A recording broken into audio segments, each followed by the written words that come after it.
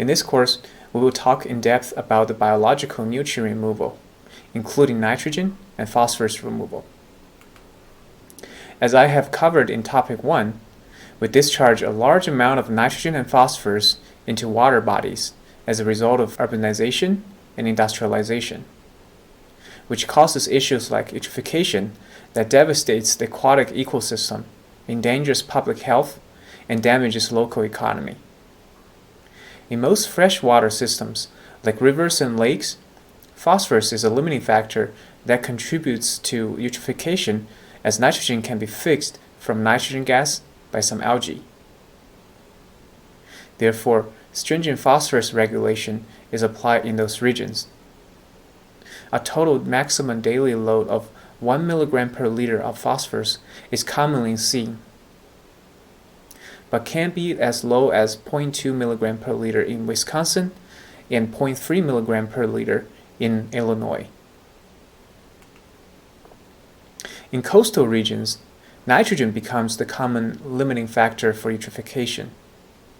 Additionally, high concentrations of ammonia and nitrate can be toxic to fish.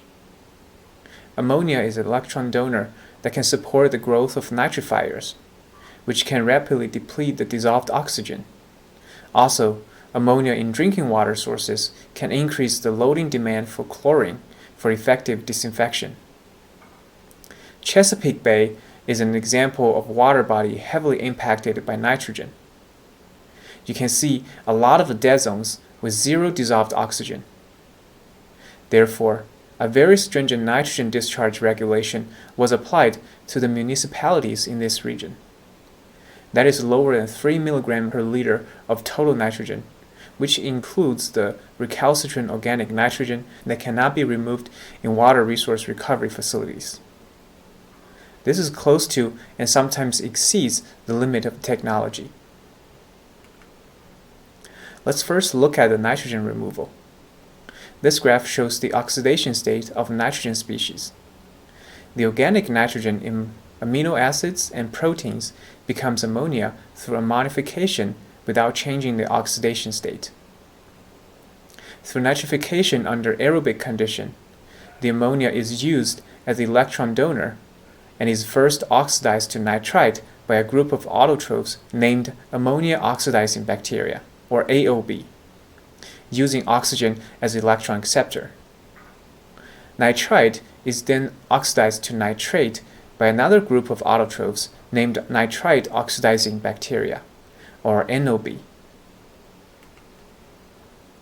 Through denitrification under anoxic conditions, nitrate is used as the electron acceptor by a group of heterotrophs and reduced to nitrite, nitrous oxide, and eventually to nitrogen gas, which is released to the atmosphere.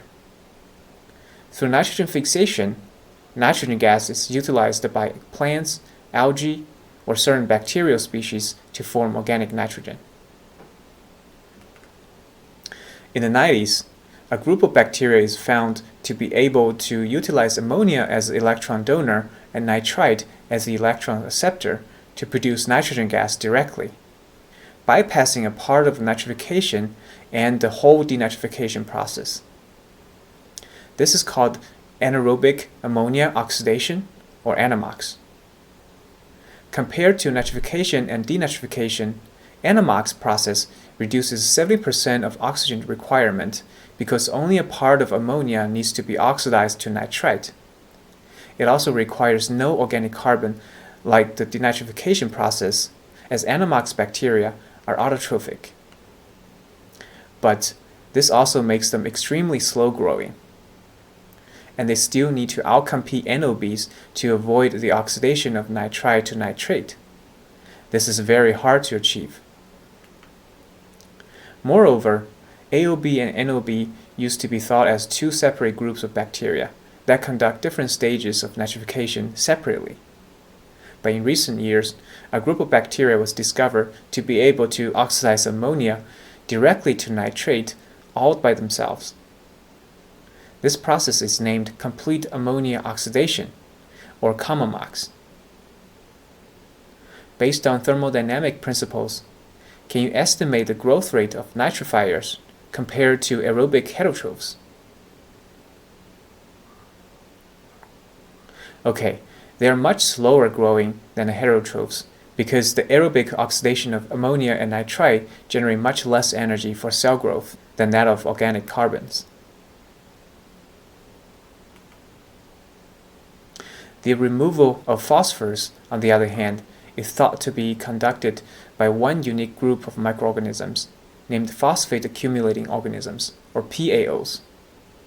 PAOs thrive under alternating anaerobic and aerobic conditions. Under anaerobic condition, they break down polyphosphate and glycogen generated during aerobic condition to generate ATP and NADH.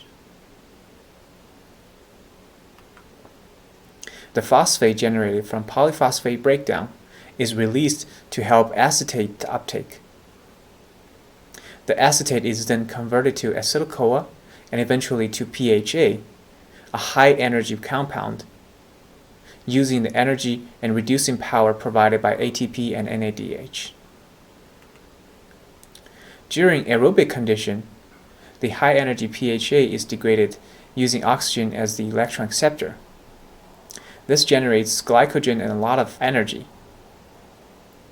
A part of that energy is used for cell growth. The other parts are used to uptake phosphate and store it as polyphosphate. Biological phosphorus removal process utilizes this unique biochemical reaction of PAOs to remove the dissolved phosphate in aqueous phase and store it in the biomass. It is also worth noting that some PAO can use nitrate as electron acceptor under anoxic conditions to achieve denitrification. Enhanced biological phosphorus removal, or EBPR, takes advantage of the unique metabolism of PAOs by alternating them in anaerobic and aerobic conditions. This figure shows the BOD and phosphate concentration in a PFR-type EBPR reactor. You can see in the anaerobic zone, the phosphate concentration increases as PAO release phosphate to uptake acetate. In the aerobic zone, PAO rapidly uptake phosphate and grow, resulting in a net phosphorus removal. This environment also gives PAO competitive advantage over aerobic heterotrophs, or ordinary heterotrophs, as PAO uptakes soluble substrate under anaerobic condition that is deficient of electron acceptor. When reaching aerobic condition and electron acceptor becomes available, there's less substrate available for ordinary heterotrophs. Glycogen accumulating organisms, or GAOs, are a group of microorganisms that has similar metabolic processes and thrives in similar biochemical environments as PAOs. But they do not release phosphate under anaerobic conditions or store it as polyphosphate aerobically, therefore cannot remove phosphate from wastewater. They are the direct competitor with PAOs and need to be outcompeted in EBPR processes. It is difficult to outcompete GAOs in EBPR processes because to achieve a low phosphate concentration in the effluent, the reactor needs to be run at phosphate limiting conditions, which requires abundant acetate in anaerobic zone. Since GAOs are also fed on acetate under anaerobic condition, the abundant acetate also provide a lot of substrate for GAOs. The key to a good phosphorus removal performance is to limit the growth of GAOs by operating the reactor outside of their preferred growth conditions. We can use 4 factors to limit GAO growth. The first is the carbon source. PAO can use both acetate and propionate simultaneously, while GAO can only use one at a time. The second factor is the phosphate to COD ratio. Because GAOs do not utilize phosphate, they tend to thrive under phosphate-limiting environments for extensive periods. The third is the pH. PAOs prefer a pH higher than 7, with GAO prefer a lower pH for acetate uptake. This is because the release of phosphate by PaOs also releases proton, which protonate acetate, making it easier to uptake, while GaO rely on low pH to protonate acetate for uptake. Lastly, PaO works better at lower temperature compared to GaOs. This table shows the effect of operating conditions on the competition between GaOs and PaOs. As you can see that PaO thrives under low temperature, high pH, and with mixed substrates. Remember that you always want to waste the phosphate-rich PaO biomass immediately after the aerobic condition, not those just released phosphate under anaerobic condition. If anaerobic processes are used to treat the excess biomass, the stored phosphate is released to the bulk solution. To avoid returning the phosphate released during the anaerobic digestion back into the headworks, magnesium and/or ammonia can be added to precipitate the phosphate as struvite. On one hand, struvite precipitation can help remove and recover phosphorus as a fertilizer. On the other hand, it can also cause mechanical problems once it accumulates in pipes. Table 12.1 in the GDLF book summarizes the biochemical environments used for biological nutrient removal and the biotransformations occur in those environments. An alternating anaerobic and aerobic condition can help the proliferation of PaOs that uptake and store phosphate from aqueous phase. We can achieve phosphorus removal by recycling the biomass between anaerobic and aerobic zones. Nitrification can be achieved under aerobic condition by slow-growing autotrophs like AOB and NOB. At a long enough SRT, while denitrification occurs under anoxic condition, where nitrate is used by heterotrophs as electron acceptor to oxidize organic carbon. We can achieve nitrogen removal by recycling the biomass between the anoxic and aerobic zone. It is also possible to achieve both nitrogen and phosphorus removal in the same system with appropriate zone setup. We will cover that in details in the next class. These are the 5 factors that affect nutrient removal performance: solids retention in different zones, wastewater BOD to nutrient ratio, organic matter composition, effluent TSS, and environmental factors like temperature, pH, and DO. We have discussed the importance of SRT. In biological nutrient removal, however, different biomass are recycling between drastically different biochemical environments. We need to make sure that the specialized biomass can stay in their respective biochemical environment for enough time to achieve sufficient nutrient removal performance.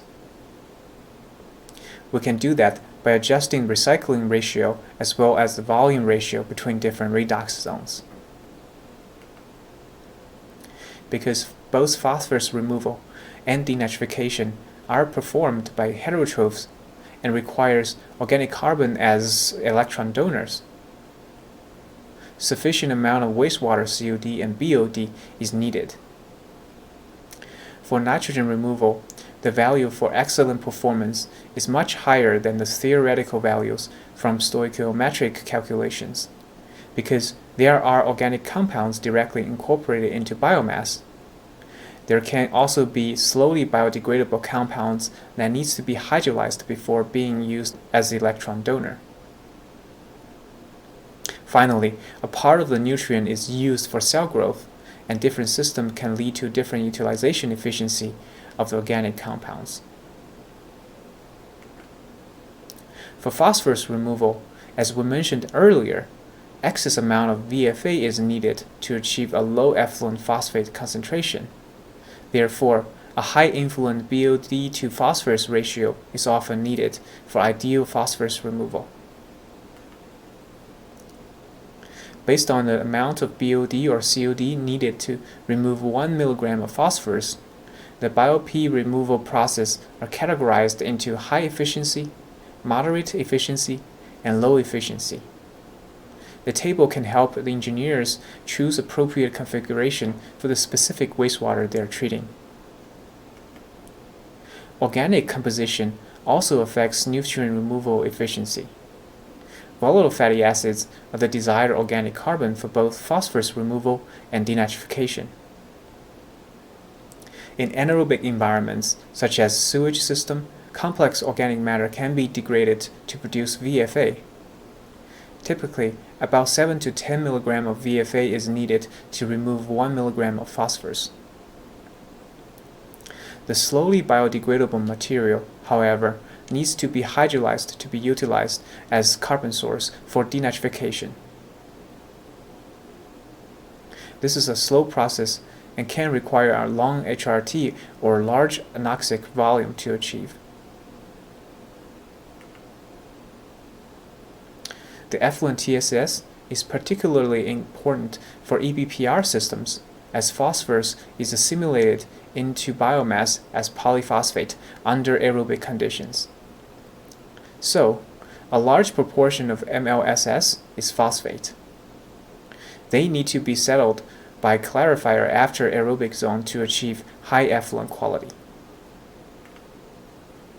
As TSS is settled, appropriate sludge handling methods are needed, because if we directly send the sludge to anaerobic digesters, the assimilated phosphate will be released to the aqueous phase again. After biosolids dewatering, the phosphate-rich supernatant is sent back to the headworks. To avoid this, phosphate can be precipitated as truvite by adding magnesium or ammonia. Finally, we have also covered that environmental factors like pH, temperature, and DO will contribute to the competitive advantage of desired groups of microorganisms that can help achieve biological nutrient removal. Lastly, I would like to briefly cover the new issues and technologies associated with biological nutrient removal. We'll look at a case study for total nitrogen in the effluent of a limit of technology treatment plants.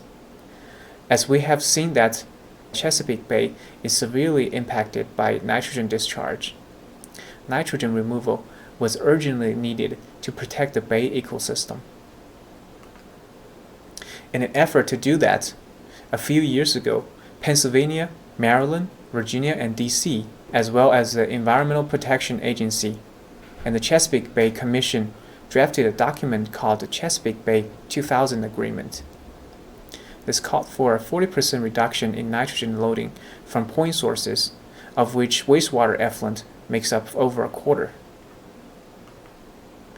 Because the effluents are the primary nitrogen load in many freshwater tributaries, and in order to meet the reduction requirements, discharge limits were reduced from 5 to 8 down to 3 mg per liter of total nitrogen.